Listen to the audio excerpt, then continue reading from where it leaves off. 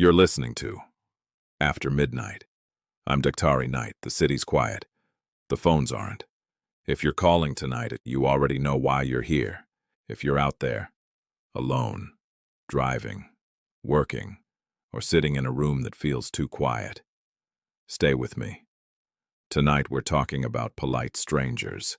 Not the loud ones, not the obvious ones. The ones who smile. And somehow, you feel smaller afterward. The anonymous line is open, and we've got a caller holding. Let's go to the line. You're on the air. What should I call you? Xanthe. That sounds deliberate. That's not the name you were born with? Number. It's the name I use when I don't want to be seen. Why tonight? Where are you calling from tonight? Because I realized something last week. I don't feel guilt the way other people do. I feel curiosity. That's a dangerous word to admit to, Xanthe. So you're not in danger now? That's why I waited until after midnight. You said you created. That's a heavy sentence for this hour. Tell me what you mean. You don't chase people. You just appear. And you like what happens after. After they think about you. After the conversation replays in their head. After they feel something they can't name. You borrow attention. That's a neat way of saying you take something without asking. How do you do it? Polite. That's the mask. Polite makes people feel safe. Safe makes people open. Give me an example, a real one. A supermarket. Ordinary place. That's where the best hiding spots are. You ask for help. They feel useful. Then you pivot. What's the pivot? You ask a second question. Not about the aisle. About them. What's your favorite question? Right? Are you alone tonight? You say it softly, like concern. But you're measuring them. Watching their eyes. Watching their shoulders. People give away control when they want to be understood. That part is true. But you're using it sideways. So what's the end goal? Money, sex, control, or something simpler. There it is. You want to be remembered. Not loved. Not trusted. Remembered. Like a song that won't leave their head. Have you ever crossed a line? You say you don't harm people. You nudge them. But nudges can change lives. Tell me about the last one. A bus stop. Late. A couple arguing. What did you say? Jesus, you said it like a friend. Like comfort. And you watched it burn. You don't enjoy chaos. You enjoy collapse. Slow folding. Why? Because collapse is honest. That's a philosophy. It's also a justification. What happened to you, Xanthe? Everyone has a reason they became what they became. Some turn inward, some turn outward. You turn toward people, like you're feeding. Your mother called you polite. Your father called you observant. Those sound like compliments, but in your mouth they sound like instructions.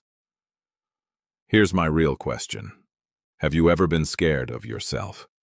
You practice apologies, just the sound of remorse. Without the feeling. Do you want to change? Changing is just choosing a new hobby. All right. Then listen carefully. 3 rules. Stop asking questions that harvest weakness. Stop inserting yourself into other people's arguments. And when you feel the urge to nudge, walk away. Can you do that? You said you can if there's a reason. Here's the reason. One day you'll meet someone who sees you clearly, and you'll realize you learned how to control people, but never how to be held. That's a lonely education. Before you go, have you ever loved anyone? You love how people look when they trust you. That's not love. That's hunger, wearing perfume. Maybe I wanted to hear it out loud. So it feels real. Good night, Daktari. Thanks for calling. The line is open. And to everyone listening, if a polite stranger drains you, it's okay to step back without explaining. You don't owe access. You owe yourself peace. This is After Midnight. I'm Daktari Knight.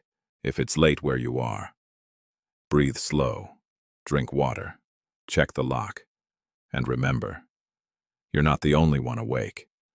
The line is still open. If you're listening and something tonight stirred a thought you haven't named yet, you know where to find me. Before we go any further, a quiet word from the people who help keep this hour alive. Tonight's program is supported by Vietnam, Live Better for Less. It's a practical, grounded guide for people who want to slow life down without giving everything up. Hosted on the SKOOL platform. That's spelt SKOOL, school.com. It's free to join, and it's filled with real-world tips on how to live in Vietnam comfortably. Not like a backpacker, but like someone who intends to stay a while. For anyone carrying stress, burnout, or workplace PTSD, Vietnam offers something rare now. Quiet, warmth, and room to breathe. And while you're keeping an eye on the future, watch for Australian author Bradley W. Deacon on Amazon. With 17 books published, he has turned writing to self-care for his workplace PTSD diagnosis.